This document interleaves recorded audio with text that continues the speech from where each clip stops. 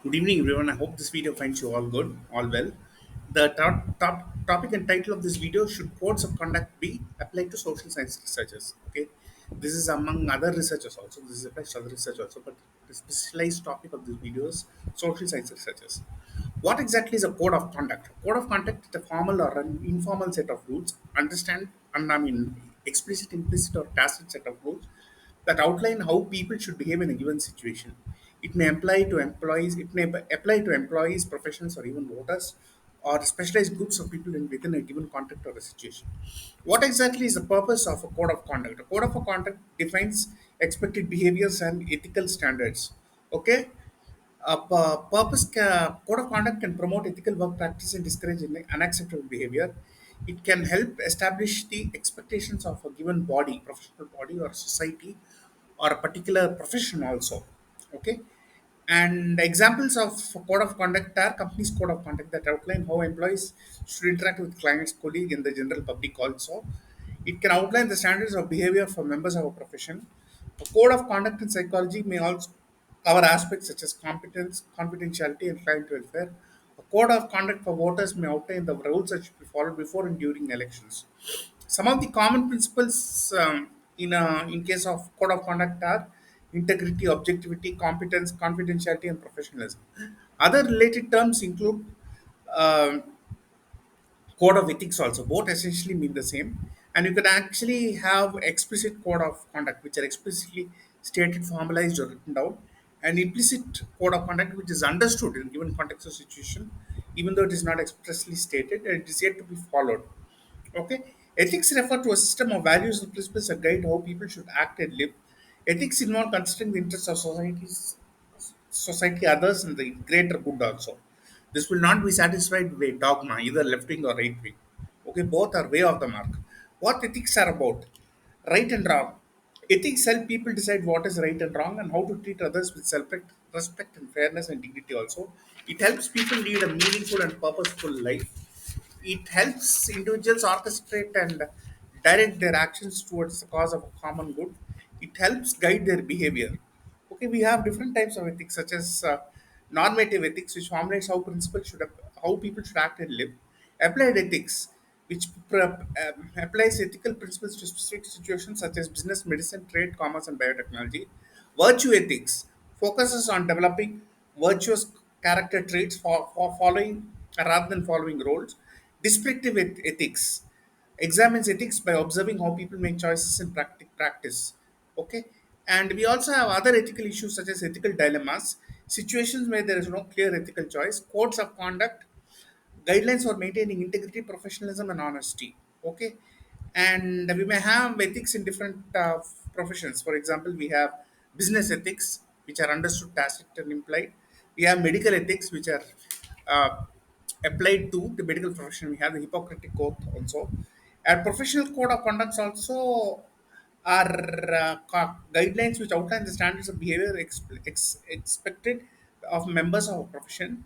They can also include the values of the organization, the disciplinary steps that can be taken. The purpose is to outline the expectations of the profession and society and what is expected out of that profession, to help employees understand how to act on behalf of the organization, to promote ethical behavior. Okay. Examples of principles associated with professional code of conduct are integrity, objectivity, confidentiality, professionalism, trustworthiness, respect, dignity, fairness, etc. And we also had separate codes of conduct. For example, we have the banking code. It is used by banks in certain countries. It's voluntarily agreed upon. It deals with rules for accepting deposits, withdrawals, and for customer trade deposit. We have acts such as HIPAA. We also have FedRAMP, FISMA, and PCI-DSS. These are also some standards which deal with certain rules and regulations that need to be applied in practice and specific situations. We also have code of conduct for chartered accountants. This was developed by CA authorities or CPA authorities in specific countries, deals with how to deal clients, how to solicit business, how to deal with conflicts, etc. We had the Hippocratic Oath, which is a pledge of ethics that new physicians need to take to uphold professional standards. It is one of the world's well-known Greek medical texts. Okay, Ethics in the social science is application of moral reasoning to social systems, issues, and communities. This may also include a set of values, standards, and principles that guide research and other social science activities. Okay, in the day-to-day quotidian world and day-to-day life, there are many concepts and ethical considerations and concepts in social science research. These revolve around ethics. We have the concept of informed consent. Participants should be fully informed about the research and then also give their result orally or in writing. Need not necessarily be in writing, preferably in writing. Confidentiality. Researchers should protect confidential information and take reasonable precautions to do so. Anonymity. Researchers should not collect personally identifying information about the participant unless agreed to upon by all parties. Transparency. Research should be open and honest about the methods, data, collection and analysis. Okay, purpose limitation. There must be data collected should be used for the purpose for which it is intended, no more. And once it is expired, purpose has been satisfied, fulfilled, it must be confiscated or destroyed. Data management. Researchers should ensure that accuracy, reliability, and proper storage of data. Social impact. Researchers should consider the potential social impact of their work. The purpose of ethics in social science, of course, is to promote and protect the welfare of individuals and groups, to ensure that research is conducted in a way that serves the interests of individuals in society, to build confidence in the research work and findings, to support social and moral values of a particular profession or a particular society. Okay, and ethical review is also carried out. In case of an ethical review, a reviewer makes sure that ethics are being followed throughout. Okay, and the mainstream research, social research is also should not come under the grip of ideology. Okay, and we have Hindutva groups, Dravidian nationalist groups, Dalit groups. These are all ideologies, and I have written in a previous paper how to identify ideologies. Okay, please, I published it I think in December 2024 or January 2025.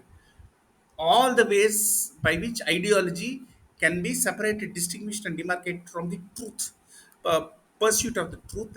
There's a wide variation of truth between the wide variation between the two, and people who espouse, promote, or advocate any ideology will definitely not agree with them. But let them go to hell. Okay, let them hang. Let them be doomed. Who cares? Truth, society, and the welfare of the general public must reign supreme, as also must science. Okay, scientific method and balance and objectivity should be rigorously and passionately maintained. For example, we have hardliner dogmatists of the left, like Enram. The most dogmatic person I've ever seen in my life is Enram, associated with the Hindu and Frontline. He supported Indira Gandhi's emergency and A. Raja's misadventures, for example. And Enram and many others are mouthpieces of Dravidian nationalism. Have you ever heard of them speaking about objectivity, science, society, or the education system? They are only committed to their ideology. What else are they committed to? Okay. And now, much more interesting, there was an American anthropologist by name Ralph Leon Bales. He did a study on politics and social science research in 1969. He discussed the scope and influence of political issues that are involved in research. Okay, he brought out a committee of on ethics and he drafted the first American Association of Anthropology Professional Code of Ethics in 1971. He discussed the behavior that is appropriate for social scientists, including research sponsored for or otherwise involving government agencies. Okay, so this is AAA is a very important body in the USA, and these have been slavishly copied with some without notification by other bodies, such bodies also. But again, we must have a generalized body of ethics and something which is specific for a particular organization or profession, type of profession. Okay. Now, if you try to trace the history of ethics in anthropology, the question of ethics in anthropology has been a fairly old one. In the year 1919, after the First World War, questions were raised by Franz Boas, okay, in a letter to the nation where he openly alleged four anthropologists were working as spies under the facade of their jobs as researchers. In Franz Boas' own words, he stated that a person who uses science as a cover for political spying, who demeans himself to pose before a foreign government as an investigator and ask for assistance in his alleged researches in order to carry on under the cloak of his political machinations, prostitute science in an unpardonable way, and forfeits the rights to be classified as a scientist. Therefore, religious fundamentalists and communists also must forfeit the right to be considered a scientist, from my perspective. Why adopt double standards? Why adopt double standards? Okay, we have RSS. stooges like N.S. Rajaram, he cannot be classified as a scientist because of his ideology. Hardliner left Danger to the extent he obfuscates the truth should also not be classified as a scientist. We need to up the ante and step up the game. Okay. And a lot of things need to change in the next couple of days, and we need the cooperation of researchers from all around the world. Okay, this whatever I have said just now should be self-evident to anybody. Okay, and the instance France Boas observations generally influenced the code of ethics brought out by the American Anthropological Association and SFA. I'm a member of the latter also, and we need to put pressure on them to change things with it. And this will take time. It takes a lifetime of dedication and commitment. Okay. Again, you have an anthropologist by the name of Cora Dubois. Okay, she was a advocate of the culture and personality school of thought. I've written about it previously in my previous papers. She did the research in Dutch East Indies island called Alor, Indonesia. Okay, this work was published as the People of Alor, and Alor was conquered by the Japan by Japan during the time of the Second World War. And once the war was over, Dubois learned from sources that due to action of few Aloris, they started hating the Japanese, and they started developing a affinity bonding towards the Americans instead, in spite of not knowing them. Okay, all this is fine, but this brings out the concept of ideology, and she has written extensively about it. Okay, at the same time, research quality must be of a fundamentally higher order. This is only possible if you adopt interdisciplinarity and multidisciplinarity. Better cross-cultural understanding and cross-cultural research design is a must. Okay, and for example, we have research by Sigmund Freud, American psychoanalyst. Some of his concepts are dubious. Okay, is more of there is no society service to science or to society or the education system. Okay, even other psychics such as Edgar Cayce and Craig Hamilton Burkett, some of their concepts were also dubious. Some of them were also highly commercial. Okay, few people whom I've known, yoga practitioner, other people are also commercial. Of course, they need to earn their bread and butter. Even Oscar Parkola has come under the sphere of Dravidian nationalists. Okay, we need constant revalidation of issues by people like James Randi, who's American. He may have been dogmatic. H. Narasimhaya and Abraham Komu, they may also have dogmatic because Western mold atheists they may have been. They may have subscribed to rationality and rationalism in the old format. I have written again about this. Okay, but at the same time, people must embrace social science research techniques. Better interdisciplinary, transdisciplinary is understand must is required, and people must understand the breadth and diversity of human experience. Okay, and if you see some other case studies, unethical uh, conduct by anthropologists in the past has taken place many times, but the most infamous case and hotly debated cases took place around the time of the Vietnam War. Okay, 60s 70s. We had the notorious and infamous Project Camelo, introduced in Latin America, and some monetarily aided research work conducted in northern Thailand during the Vietnam War. Before the Vietnam War occurred, this research project, which was faced with much ridicule, was the Project Camelo in Latin America. And the Project Camelo began in the year 1964 under the management of SORO, which is also known as the Special Operations Research Office of the US Army. This initiative was created to fund research in order to bring a stop to the proliferation of communism in South America. This was done under the garb of quantified social science research techniques, was highly criticized in the South American press, Spanish press, and because USA was anti-communist at the time. Anyway, that is also an ideology. But we will also have to know how to draw a line between what is ideology, what is not ideology. Acceptable. We look forward to more research papers again. Another project which has been hotly criticized and debated in the anthropological community, was the Thailand project. Without understanding the cultural makeup of the inhabitants of Thailand's hill tribes and the relationship with elite lowlanders, anthropologists went ahead with studies, and these were funded by government sponsored agencies.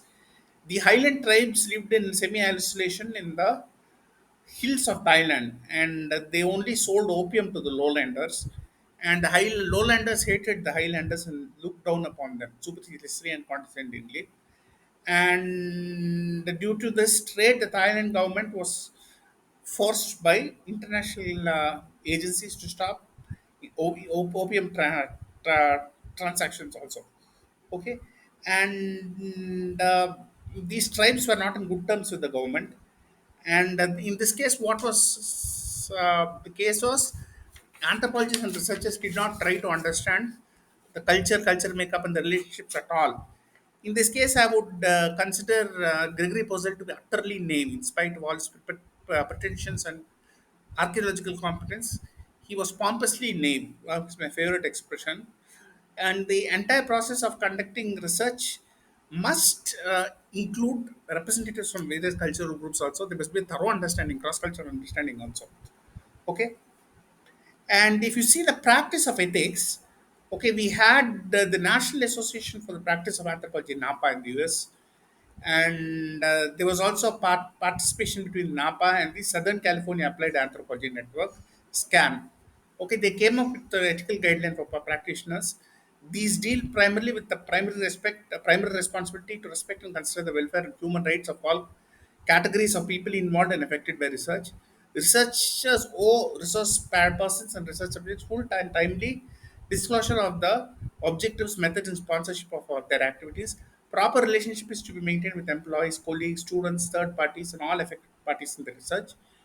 And we have a commitment and dedication to the discipline of anthropology to further human welfare and human well-being, and to increase knowledge, enhance knowledge, documented knowledge also.